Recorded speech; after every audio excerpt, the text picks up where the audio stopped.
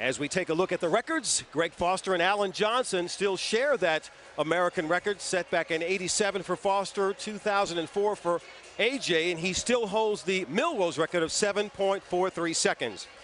And this race features two-time Olympic silver medalist Terrence-Trammell, who tells us about the difference between running hurdles indoor and out in our Visa race strategy. Besides the distance, the biggest thing about running indoor hurdles as opposed to outdoors is you don't deal with the weather element indoors. You know the temperature is going to be the same basically anywhere you go, and you also don't have to worry about the wind. The reaction to the gun becomes the most critical part of the technique for indoor hurdling because the race is so short. I mean, it's over in 7 seconds, and just being able to come out and get some type of lead early is key because there's no time for any fatigue to set in. For me personally, outdoors, I think the advantages would be being able to allow the hurdle rhythm to really set in during the latter part of the race and just being able to enjoy what it is as I've set up, you know, during the first part. So much momentum is gained between hurdle 5 and hurdle 10. As you build momentum, you have to understand that the hurdles will come up more quickly. So you want to be able to react, and in order to do that with fatigue starting to set in, you want to make sure that you're as technically sound as possible. I like outdoors better than indoors, just because of the whole natural element. I think I'm better at indoors. I've rarely lost indoors. You know, I enjoy outdoors better. And aside from those 2 silver medals in the Olympics, he also has 3 World Championship silvers. But he's tough to beat indoors, Lewis. He's got such a quick start. He's a legitimate sprinter. And in lane 3 is Ryan Braithwaite, the 21-year-old from Barbados, and he's really off to a great start, Otto. He ran 7.68 seconds last weekend in Fayetteville. And last year, 5 times this young man lowered his personal best, but none more important than the 13.14 that he ran in Berlin to become Barbados' first World Championship gold medalist.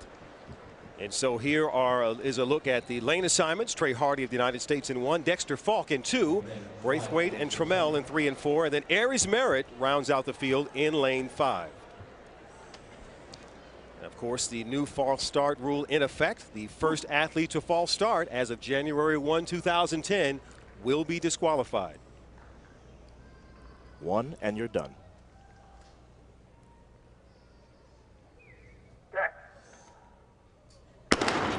And a fair start, and and there's the second gun. Looked as though they got away clean.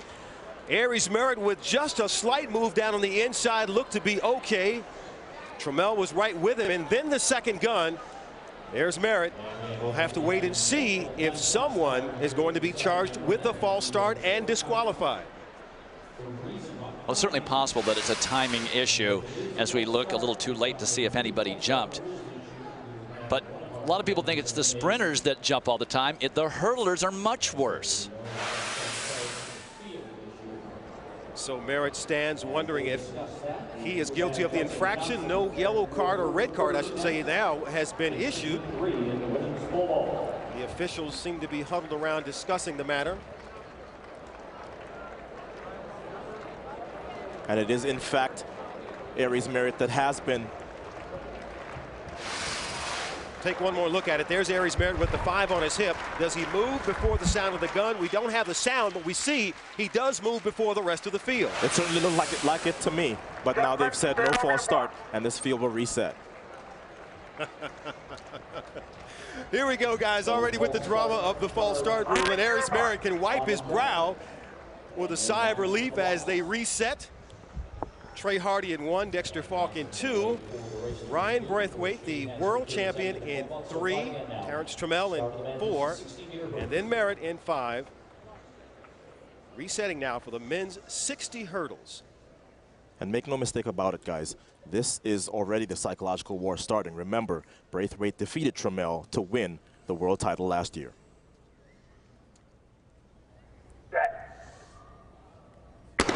And a fair start in the men's 60 hurdles. Terrence-Trammell has gotten away well. Falk having trouble up high, but it's Terrence-Trammell who commands the race. Braithwaite trying to hold on, but Trammell wins the 60 hurdles at the Millrose Games. And in the fastest time run for the year in 2010, Dwight talked about how tough he is indoors, and why is that? He simply is always the first out of those blocks. And he picks up where he left off last year. He's the indoor 2009 Visa champion, and certainly off to a great start in 2010 as well.